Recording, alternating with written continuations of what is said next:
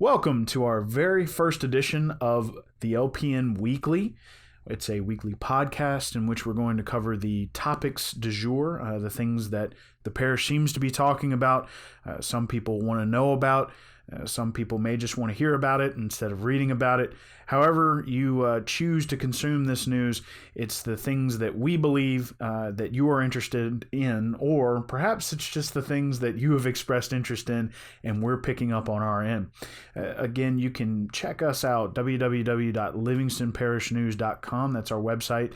It's $5 a month for unlimited access to all the articles.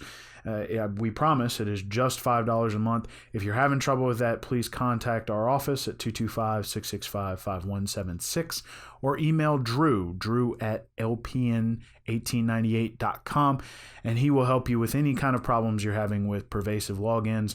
If you're being logged out, we promise we don't charge $5 an article.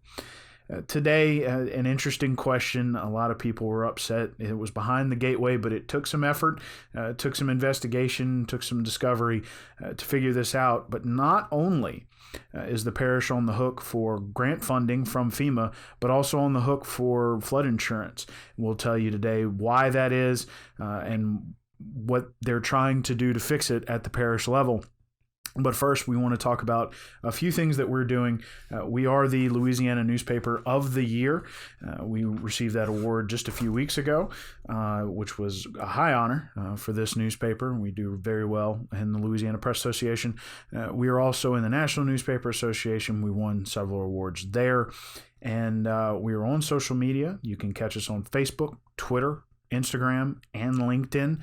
We also have a YouTube channel. I need to start mentioning that. All of our video content goes there. We have over 700 videos, tons of interviews, all sorts of good content we've been putting out. So let's jump into that good content. Let's talk about flood insurance. On May 23rd, the parish received a letter from FEMA. That's the Federal Emergency Management Administration.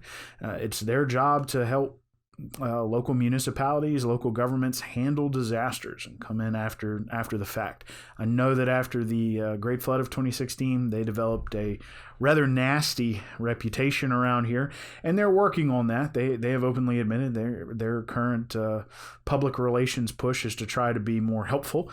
As you could have seen if you were looking for them about 2 weeks ago, they released all of their flood insurance claim data and premium data as of 1968 in an effort to be a little more open with people. So that's interesting, and we're digging through that as well.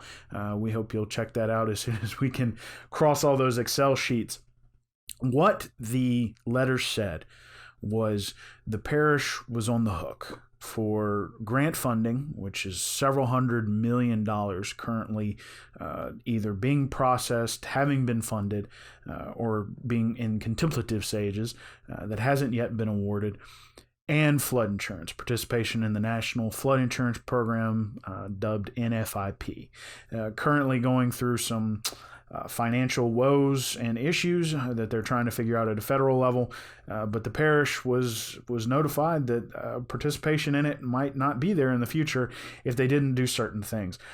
Those certain things were outlined in what is called a Community Assistance Visit, or CAV.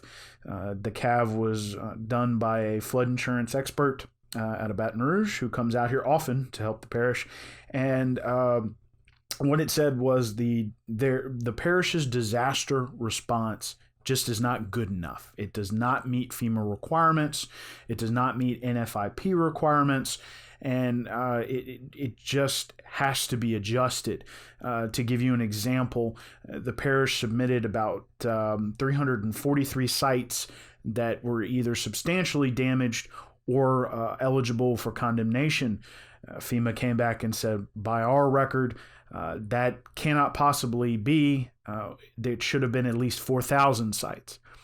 Not long after the letter was received, the news had an interview with Mark Harrell, who is the director of the Office of Homeland Security here. Mark said that he and his office and the parish itself were aware of the deficiency in being able to inspect and identify homes as substantially damaged. What he proposes to do in order to fix that is bring that under the auspices of his office in the event of a disaster. That way he can use disaster relief funds and certain back channels to receive labor assistance to be able to handle the inspections and doing such things after a disaster so that they don't have this happen again. The parish was also recently removed from the community rating system, CRS, which is used to determine flood insurance rates. It's a point system. You earn points through community outreach, flood mitigation, those sorts of things. And it's a 10 to 0 scale. With 10 being basically the highest and a 0% flood insurance discount. The parish had a 9 rating before they were kicked out, and it will be that was a savings of about 5% per policy, which is about $300,000 a year total among all the policies. Denham Springs is an 8. Walker is also an 8. Denham Springs is currently trying to achieve a 7. So Harold described his new program to the parish council and then also sort of passionately pled with them to please do some of the things that FEMA is asking. One of those was a 1-foot freeboard requirement, which is a distance between base flood elevation and where new construction will be. In this case, the parish council approved a 1-foot freeboard, which means that any new construction, once Parish President Leighton Ricks has signed the ordinance, will have to be 1 foot above base flood elevation, depending on where that person will be. As of right now, no one has lost flood insurance. The parish has also not lost any grant funding. Mark Harrell believes that this is a slap on the wrist from FEMA and that the parish will be able to work their way through it and there will be no issues in the future.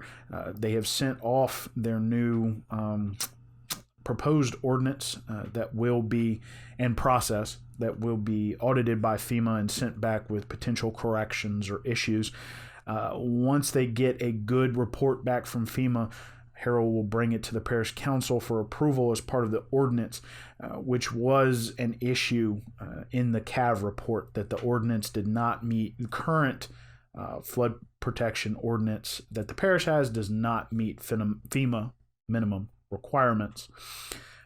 This last part of this FEMA visit, this CAV visit, was that 27 new home sites that were built in a floodplain were assessed, and more information was requested in the form of a permit and flood elevation certificate for all 27 of those sites.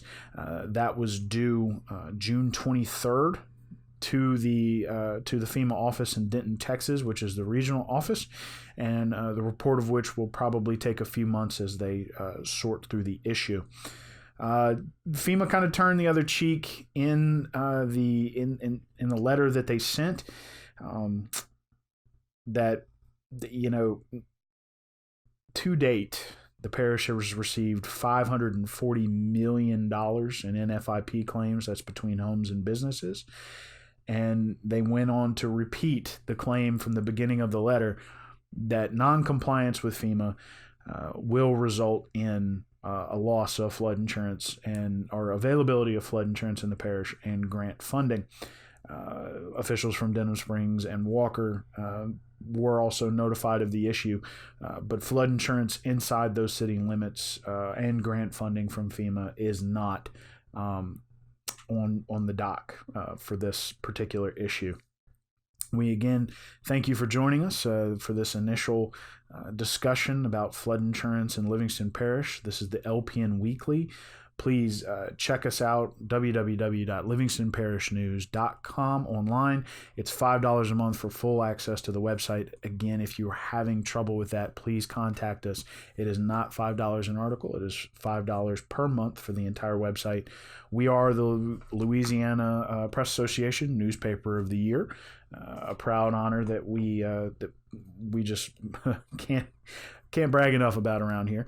And we're come out in print twice a week. On Thursdays as a new magazine style, and on Sundays as a regular newsprint. They come to your mailbox. They actually deliver it on Saturdays because there's no mail on Sundays.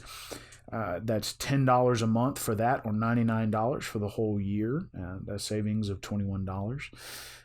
We're also on social media. You can check us out on Facebook, Twitter, Instagram, YouTube, and LinkedIn.